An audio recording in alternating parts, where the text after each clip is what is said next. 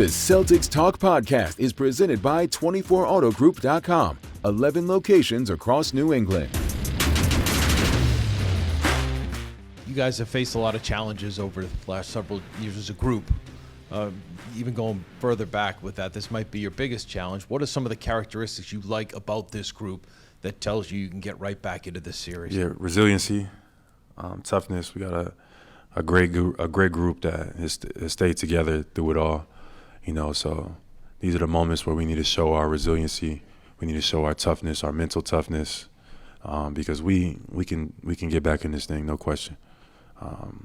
Obviously, being down 0-2, it sucks.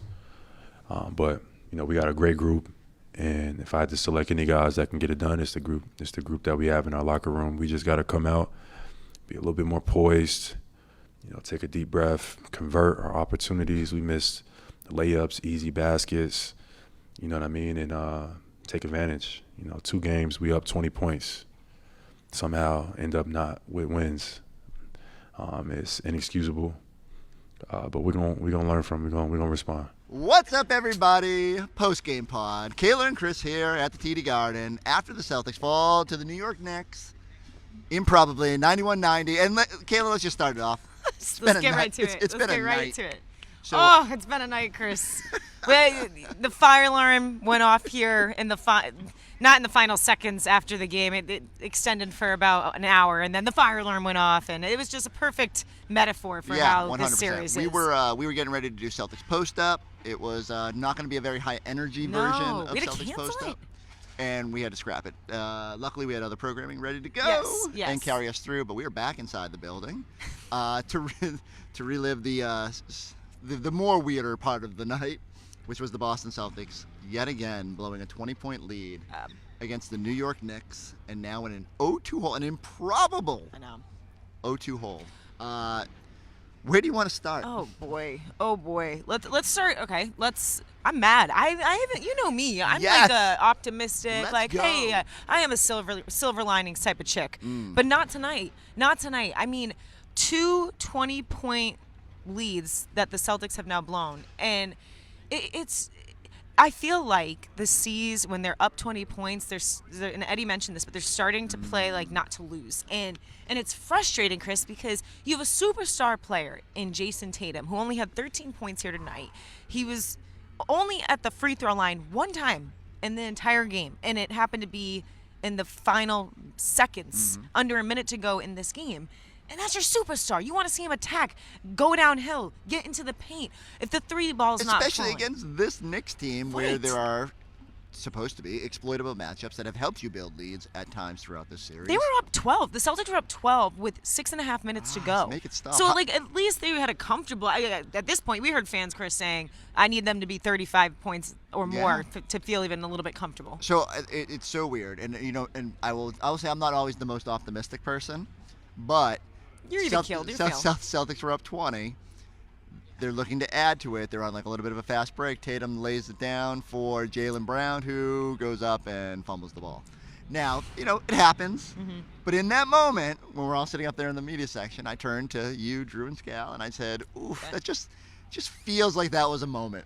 Yep. And from there, the wheels came off. And it just like it did the other night, the Knicks sort of hit a couple threes. They whittle it down to, I think it was 11 at one point. And you're like, man, Celtics were on the verge of, boom, tying the series 1-1, having all the momentum, going to New York, and all of a sudden they're on their heels. And we've seen this movie before. Celtics in the fourth quarter can't get the necessary style of play, where just like you said, no one's getting downhill. People are smoking layups, missing threes, and you can just feel the tension growing inside TD Garden. And I mean, look, everyone was having deja vu. As I keep saying, we've seen this movie before. But even I thought they would figure out a way, like after what happened last time, to get to the finish line. The frustrating thing is, too, it's not the Knicks. It's the Celtics losing grip. I don't think the Knicks are doing anything all too impressive that's they're competitive. They're tough. Mikal Bridges had 0 points in the first half, and all of a sudden he gets hot the second half. Jalen Brunson didn't have his best of games, but let's say this: they're cockroaches. No matter what the Celtics do to put them in a compromised position, they do not just sit there and take it. They are willing to fight back. So I do want to give them credit. I do think But we're handing it to them. Right. Well, we're handing it to them a little. We're playing scared. The Celtics are playing scared. We're going to get towards the aggregated end. if we just totally dismiss the Knicks part It's in true. this. It's true. I Keep do me grounded. think they deserve some credit for the way they play, for the way that they don't roll over in those moments, for the way that they keep coming at you and chugging something the Celtics have been unable to do. So all right, let's take this like piece by piece, because there's a lot to be upset about, a lot to be like try to figure it out here. Let's start with just the final sequences. Yep. Okay. So Tatum, after not getting downhill for much of the fourth quarter, attacks Mitchell Robinson, gets to the basket, lays it in. Knicks get a possession. They come down. Fouls. Gets the line. Brunson. Brunson gets to the Gets the line. line. Drew Holiday, good defense, but Yep. fouls him going up. Makes both. Makes those. Celtics have a decision to make, and they may elect not to make a timeout. Now, Eddie and Scal on our postgame show were very adamant that Joe has to call a timeout there. I'm not sure I subscribe to that, but what say you? I don't think I subscribe to that either. Okay, I don't know. See, this is why I can't be a head coach. You guys would hate me. Okay, I changed my thought. I'll tell you both reasons why. I wouldn't subscribe to it because you don't want to mess up the mojo, especially after what Jason Tatum did going in full court, slamming it, and really making the statement that we wanted to see him make all night. And unfortunately, it didn't happen till the end. I would have, because of game one and how things came about, I would have called the timeout. I see both sides of it, and I do think there's a value when we've seen this team when they're a little bit. I just said no timeout, and then I said yes timeout. Yeah, that's okay. Go on. But like I said, I can see both sides of the argument where if you think your team is just a little too scattered, if you think your best opportunity with the time that's remaining is to draw something up, and there was like 12 seconds on the clock, right? I think I understand the notion there. The one thing it does allow the Knicks to do in that situation is if they start second-guess having Mitchell Robinson on the court, if they want to sub, get a little bit more versatility out there. Let's face it, like the only time the Celtics scored in the final few minutes was when Tatum attacks Mitchell Robinson with a head of steam. I think Joe's looking at it, if I had to guess, and based on his post-game comments, and says, we're going to run a similar action. I don't know necessarily the same action, but you want to get Tatum downhill with Mitchell Robinson backpedaling. Now, would I have liked to see Tatum when he got a crowd, maybe if he's got three bodies around him, someone's open. And I know it's tough to give the ball up in that situation. It's easy in hindsight to say, oh, just move it. I do think I would have liked to see them go a little bit quicker, where if something does get blown up on initial action, you either give yourself a chance at an offensive rebound, you can foul. Thank you. Thank you. Thank you. Thank you. Thank you. That's what. Oh, look, we're not out there. I bet it's much harder than we are just sitting here talking about it. It's so easy to do it right now. I get it. But it also. But get downhill. Wasn't that your frustration the last game about the sense of urgency, the pace? And I feel like when you have 12 seconds left on the clock and you're not playing, like at least get up, get downhill. It was when they were down 6 in overtime and they were walking the ball up the court. What are you doing? And in that instance, I thought Joe should have called timeout and been like, guys, you got to go quick. We got to give ourselves opportunities here. And I think what's the most maddening is the Celtics had the best winning percentage in clutch games this year in the entire NBA, I believe. And now some of that's fluky, where like 12-point leads walk down to 5 in the final 5 minutes, and you get credit for that. But some of it was also just championship mojo. You know how to win at the end of games. The conversation about Tatum had completely changed from, is he a clutch player, to he's in the clutch player of the year conversation, which, it's a weird award and no one knows how to vote for it. But the fact of the matter is this is two situations now where the Celtics have been forced into a clutch situation in unideal situations, but typically they've been, think back to that Pacers series. They make every big play down the stretch.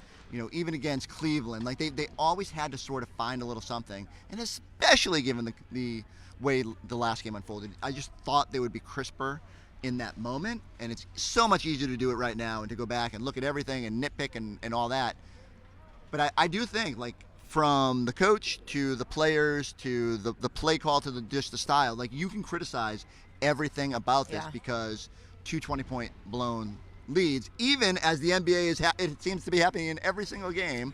It's unacceptable. It's unacceptable, and I'm also concerned about Kristaps Porzingis. Like, how he sounded post game is not encouraging at all. He admitted that I'm not feeling my best. Is it related to the illness? He goes, probably.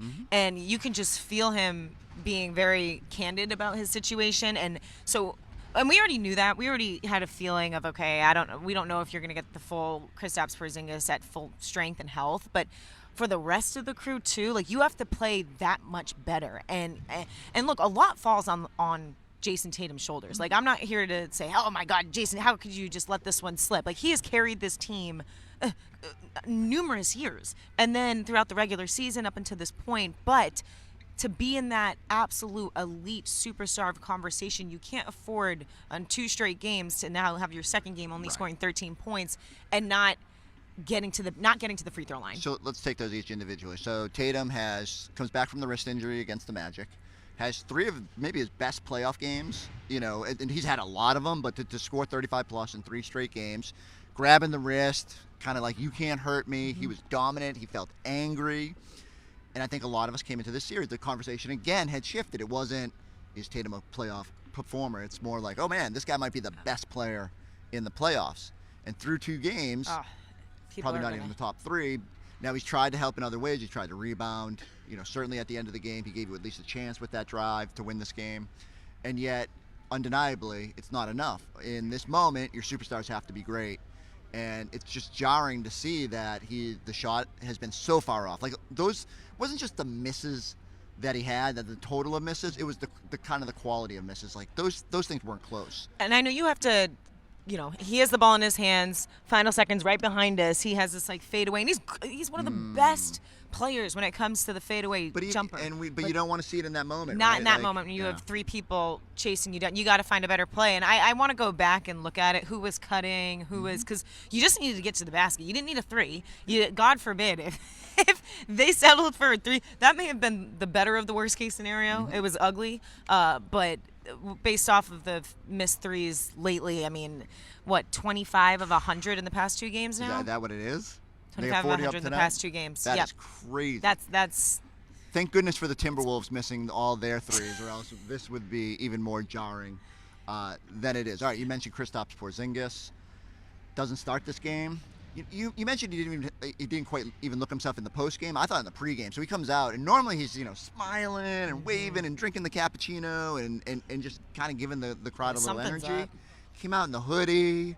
Was able to go through warm-ups, and then the Celtics made him available very quickly after that. I give him total credit for trying to grind through this, but he comes off the bench, a role that he's not used to with this team, and it was absolutely the right decision in my mind, because, you're going to get out of Al, even if you have to tax him a little bit more.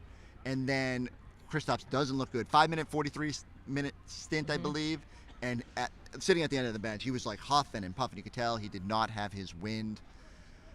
Comes back and was a little bit better in the third quarter, but not enough for them to be able to lean on him to the finish line of this game. For me, it feels like I just don't know what to expect moving forward, and that's got to be difficult for a coaching staff, because how do you decide how much can you lean on him in those situations? Like, what does your big man rotation look like? It just adds another layer of complexity to already a dire situation of being down 0-2. And then Al Horford didn't even have a great game here today, so the level of intensity that Al even has to play with now, he's playing more minutes now. You're starting, so there it falls on Al's shoulders as well. And then guys like Luke Cornett, like, it just trickles down to, and Luke Cornett actually was not the problem at all, to say the least, here tonight. He looked great in his minutes. I felt weird suggesting this in the aftermath, but Peyton and Luke have been 2 of your more steady players in the series, and at least early fourth quarter when your offense goes stagnant, I almost don't hate the idea of being like, you know what, they're playing the right way. Yeah. And there's sparks. Yeah. So it's like, why not? Give him what the game needs. Now, look, maybe the Knicks take advantage of Peyton's size. Maybe Luke's just not, able to play that sort of robust role. But I don't know. Nothing about the way they've played in the series has suggested they wouldn't thrive. I think Cornett was a plus 11. At one point during that third quarter run, he took the pick and roll with Jason, which, has been one of their better actions this season. Gets him the dunk. He's barking up a storm. That was probably the high point of this whole thing when they make this third quarter run.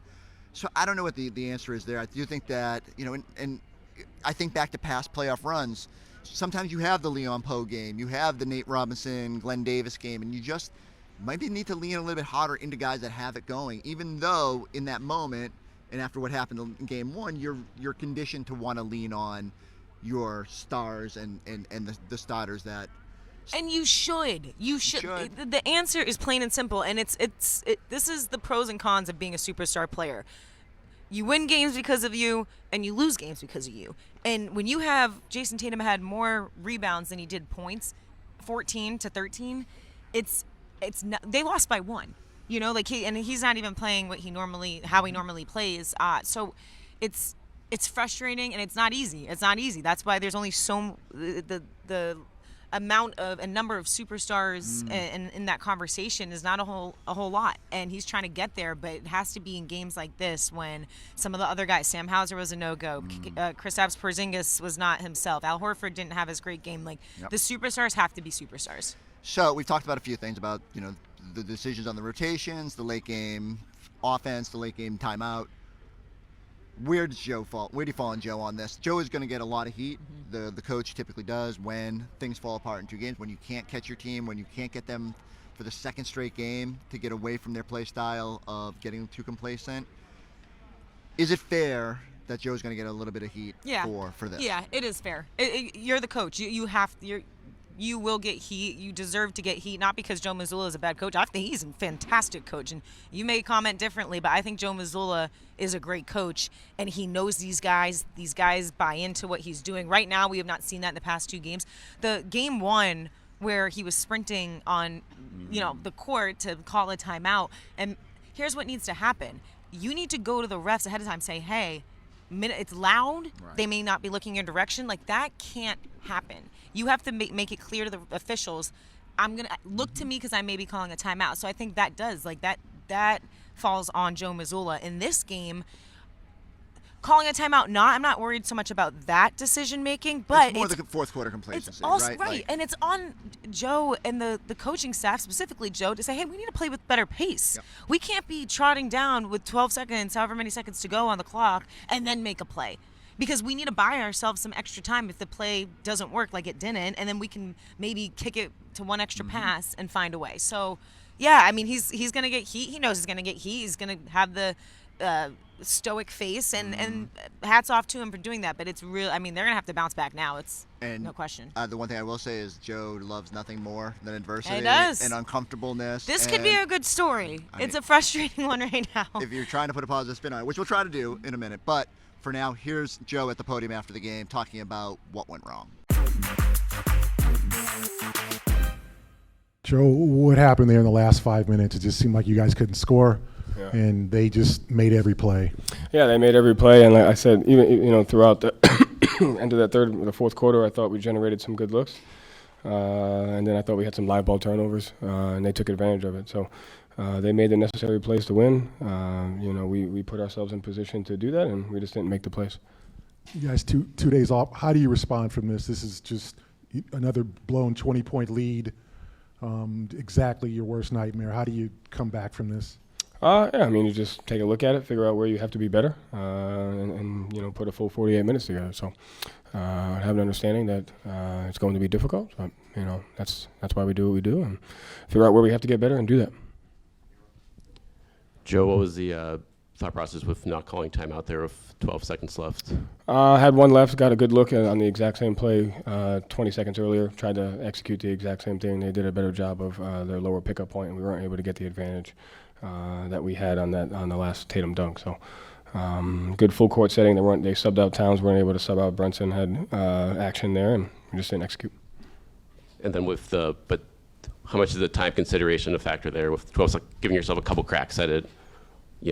If you advance the ball there potentially. Yeah, I mean, absolutely. So you don't know that at the point of JT was driving left. Thought he had a good look, saw it at an angle, didn't shoot it, and ran out of time. Joe, just from an emotional standpoint, just how stunning is this for your team? You've come back from a lot of different things over the course of the past couple of years, but kind of where's your mindset at right now after certainly a stunning one? Figure out where we have to be better, watch film tomorrow as a team, and move on to the next game. Are you ready to enter the realm of affordable luxury? Drew Carter here at 24 Infinity of Plymouth, your go-to destination for affordable luxury. Right now, lease a new Infinity QX60 Lux for just $569 a month, or lease a new QX80 Sensory for $1099 a month. Ready to trade and upgrade? You'll get top dollar for your trade. Visit 24 Infinity of Plymouth at 151 Samoset Street and online at 24infinityofplymouth.com. All right, that was a long session, but he tried to answer as many questions as he could, and I don't know if it's going to satisfy anybody. Again, in the moment, we're just It's Boston. upset. It won't. Yeah, right. It won't. You did mention it. I never want to. I hate. We're not silver lining people.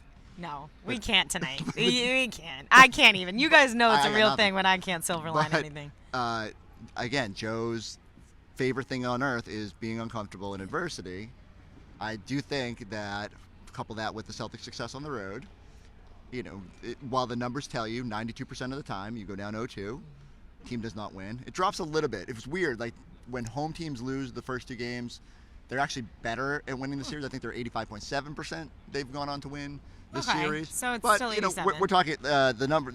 I don't even. I had it written down somewhere. But 323 and 28. So 28 teams in the history have come back.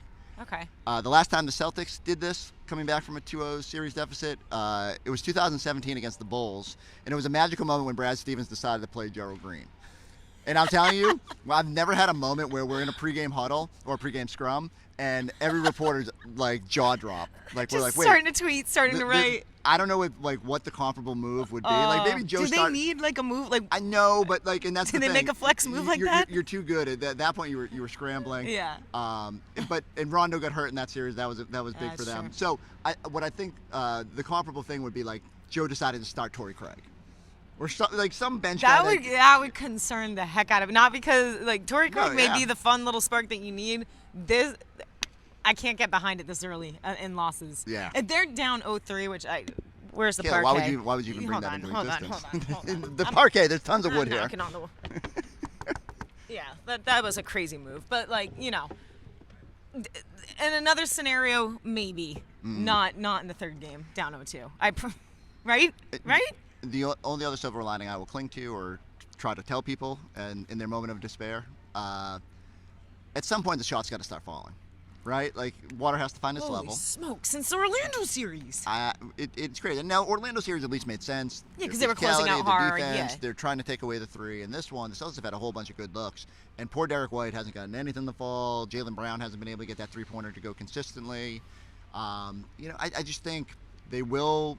Their roadmap is to get kind of cooking offensively a little bit, get out of their own heads, take care of business on the road, and then just baby steps, one step at a time, one quarter at a time, one play at a time. But that's hard to think about when you're down 0-2. Will, Kayla, break out your magic 8-ball. Okay.